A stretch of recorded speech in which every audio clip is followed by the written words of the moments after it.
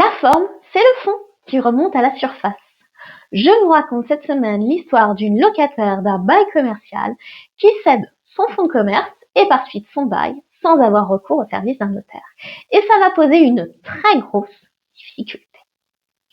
En janvier 1998, Monsieur Z donne à bail à la SARL R un immeuble dans la région de Tarascon pour l'exploitation d'une activité d'hôtellerie pour une période classique de 9 ans. En avril 2018, alors que le bail s'est tacitement prolongé, la locataire forme une demande de renouvellement de bail qui ne pose pas de difficulté. En janvier 2021, le bailleur donne congé d'un prêt à usage d'un garage attenant à l'immeuble à usage d'hôtellerie. Le locataire conteste ce congé et saisit la justice. Et en janvier 2022, le locataire cède son fonds de commerce.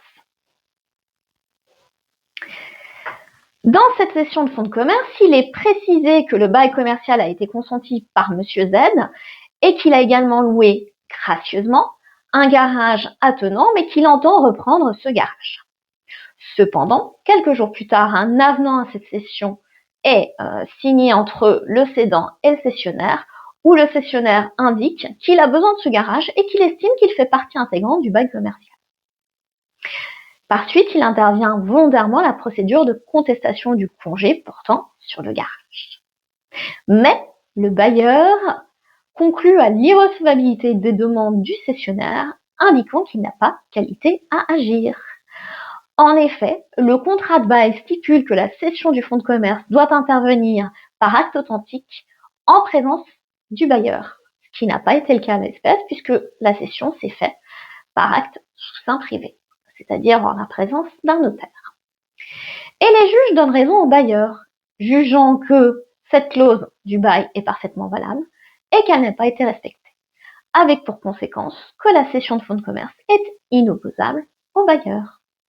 Mécontente, la cessionnaire forme un pourvoi en cassation. Elle plaide que la clause qui impose la présence obligatoire du bailleur à tout acte de cession du fonds de commerce et que cette cession sera passée par acte authentique a nécessairement pour pouvoir de doter le bailleur de la possibilité de veto à la cession,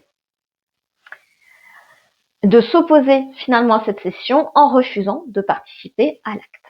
Or, sont réputées non écrites en vertu de l'article 145-16 du Code de commerce toutes les conventions qui tendent à interdire au locataire de se céder son bail à l'acquéreur de son fonds de commerce.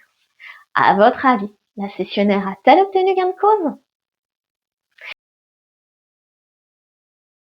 La réponse est non. Dans cet arrêt du 13 mars 2025, la Cour de cassation rejette le pourvoi. Elle juge qu'est parfaitement valable la clause qui impose au locataire d'établir toute cession de fonds de commerce ou de bail par acte authentique en la présence du bailleur. Bailleur dûment appelé à participer à cet acte. Par suite, dès lors que la Cour d'appel a constaté que cédant et cessionnaire n'ont pas respecté cette obligation, la cession du fonds de commerce est inopposable au bailleur.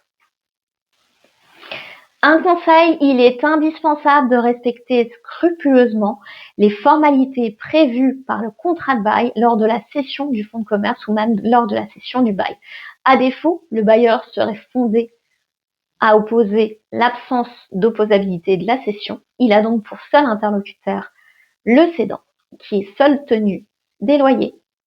Et cédant et cessionnaire vont devoir s'en remettre à la justice pour tenter de sauver le bail.